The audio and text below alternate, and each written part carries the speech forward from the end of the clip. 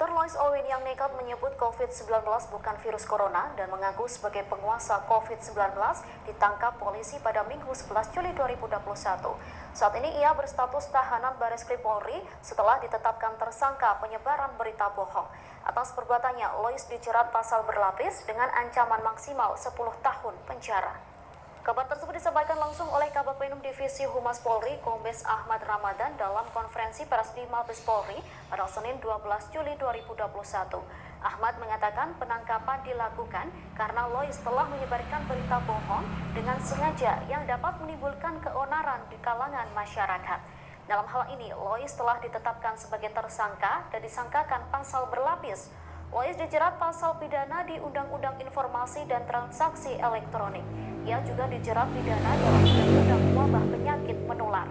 Soal penyebaran berita bohong, Ahmad menyebut Dr. Lois menggunakan media sosial untuk menulis narasi soal COVID-19 yang tidak sesuai dengan fakta sebenarnya. Adapun informasi bohong yang diungkapkan Lois Owen tidak hanya disiarkan melalui satu platform media sosial saja, melainkan ada 3 platform yang digunakan. Hingga saat ini, Lois Owen masih diamankan di Polda Metro Jaya untuk menjalani pemeriksaan lebih lanjut. Sebelumnya, unggahan di akun Twitter Lois membuat gaduh karena menyebut soal COVID-19 bukan virus menular.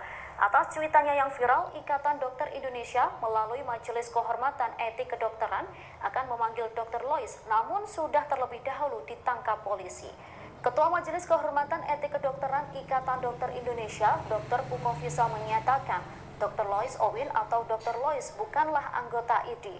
Disampaikan keanggotaan yang bersangkutan di ID sudah kadaluarsa. Telah menyebarkan berita bohong dan atau menyiarkan berita atau pemberitaan bohong dengan sengaja yang dapat menimbulkan keonaran di kalangan rakyat dan atau menghalangi pelaksanaan penanggulangan wabah penyakit menular yang ia lakukan di beberapa platform media sosial.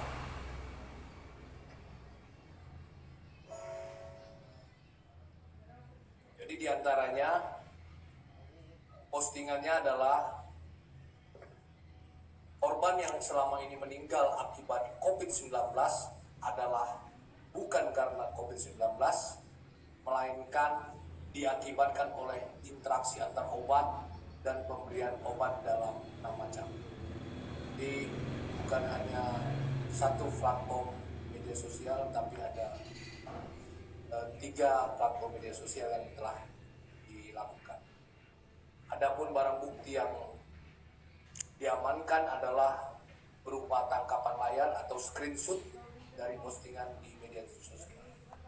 Saat ini yang bersangkutan diamankan di Polda Metro Jaya untuk selanjutnya dilakukan pemeriksaan. Ibu yang sudah meninggal katanya lebih dari 50.000, ya. Meninggal karena apa? Meninggal di rumah sakit atau di rumah? Ada di rumah Apapun sakit. namanya itu, yang dikubur dengan cara prosedur prokes, COVID. Menurut ibu dokter, apakah itu meninggal karena virus corona atau tidak? Mau pindah ke sebelah situ? Bukan, Pak. Maaf, Pak. Bukan. Bukan. Jadi karena apa? Interaksi antar obat. Interaksi? Antar obat. Interaksi ke antar obat. Jadi gini, makanya kenapa katanya virus ini kalau menginfeksi pada orang komorbid itu kan akan Jadi kondisinya menurut parah. ibu gara-gara obat yang dicampur-campur jadi mati gitu? Iya, Pak. Kalau misalnya buka data di rumah sakit, itu pemberian obatnya itu lebih dari 6 macam. Oke. Jadi sekali lagi menurut ibu 50.000 lebih Kematian. orang yang sudah meninggal karena corona, menurut ibu itu karena salah obat, Salah obat. bukan karena virus. Bukan, interaksi. Oh. Interaksi Tapi antar kan obat. maaf Mbak, karena gini, aku penyintas COVID nih.